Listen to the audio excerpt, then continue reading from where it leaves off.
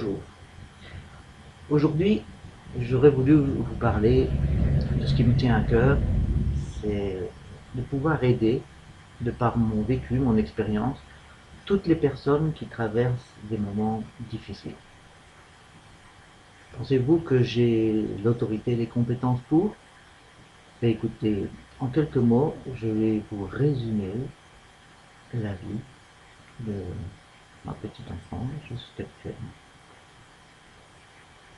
Donc, je vous préviens, ça va pas être triste. Il s'est passé à l'âge de mes 8 ans que j'ai été placé dans un orphelinat. Donc en Belgique, on appelle ça un home. Alors vous me direz, là, il n'y a rien d'exceptionnel. Il y en a encore beaucoup qui sont placés dans un orphelinat, oui. Mais bon, ce qui est important, c'est pourquoi j'ai été placé là et ce qui va se passer après. Alors pourquoi est-ce que j'ai été placé là? Parce que ma mère ne vivait plus avec mon père de nom. Vous allez voir, ça a son importance. Et était en ménage avec un homme qui la maltraitait régulièrement. J'ai vu frapper ma mère avec des talons aiguilles, je l'ai vu prendre les cheveux, couper au couteau, du sang partout. Donc pour finir, ils passaient leur vie dans les bistrots et un jour, la loi s'en est mêlée. On nous a placés pour que ma mère puisse quitter cet homme. Résultat, ma mère s'est suicidée.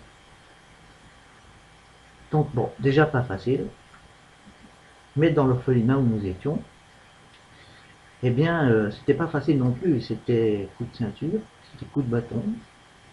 Si un avait le malheur d'uriner sur une planche, on faisait la file indienne en léchant. Oui, je sais, c'est dégoûtant, mais c'est comme ça. On était puni à genoux sur du riz, on devait marcher sur du riz non cuit, donc bien vieux. On devait mettre un cartable au-dessus de nos bras, comme ça, avec des briques dedans, et tenir une demi-heure, une heure. Donc, dans ces conditions-là, quand on vient vous annoncer, un dimanche, on va nous visiter tous les 15 jours, que maman ne viendra pas parce qu'elle est blessée. Une fois que ma tante est partie, l'éducatrice, très gentille, m'appelle et me dit Serge, ce n'est pas vrai, ta mère. Vous imaginez le choc à 8 ans. Donc je commence à pleurer. On me dit c'est pas grave, allez voir avec les autres. La première nuit, je pleure, je me rate coup de ceinture. La deuxième nuit, 8 ans, je pleure, coup de ceinture. Troisième nuit, coup de poing. Bon, après, ça a été terminé, je suis pleuré. Donc j'ai dû surmonter tout ça. Et je pense que dans toutes les situations, on peut trouver du positif. Je n'étais pas âgé, mais je ne me suis pas arrêté sur ça. Vous pensez que c'est terminé? Parce que j'ai dû passer devant le tribunal avec ces gens-là. Donc à l'époque, j'avais 11 ans, parce que j'ai eu des mauvais traitements pendant 3 ans. Et après quoi, on a été déplacé dans un autre orphelinat. Alors là, les vacances, on pouvait tout faire. Mais c'est pas la meilleure solution non plus. Parce que délinquance, drogue, boisson, il fallait sortir du lot. Encore une fois, là, il a fallu trouver du positif. Ce que je crois avoir pu faire. Ensuite, je me marie, je deviens militaire de carrière, chasseur à rappel, bataillon d'élite en Belgique, je tiens à spécifier. Et là, après 6 ans de mariage, 6 ans de carrière, 7 ans de mariage, j'apprends que pendant que je partais 3, 4, 5, 6 semaines, mon épouse se prostituait. Je vais encore surmonter ça.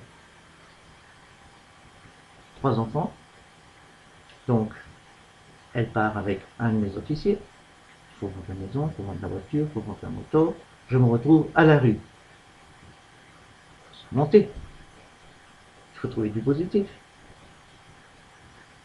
Ensuite, j'ai ma petite sœur, sa maladie, hospitalisée, mucoviscidose. Je ne sais pas si vous vous rendez compte, mais c'est une maladie, c'est horrible. C'est vraiment horrible. Et j'ai malheureusement pas pu assister à la fin. Mais bon, je ne vais pas m'étendre sur le sujet parce que j'ai encore beaucoup d'émotions. Mais il faut faire avec. Ensuite, j'ai ma plus grande des filles qui a 25 ans maintenant, qui vit avec un homme qui la frappe. Pour vous donner un exemple, une fois il a voulu la frapper, il l'a raté, il a tapé dans le mur, 16 fractures dans la main.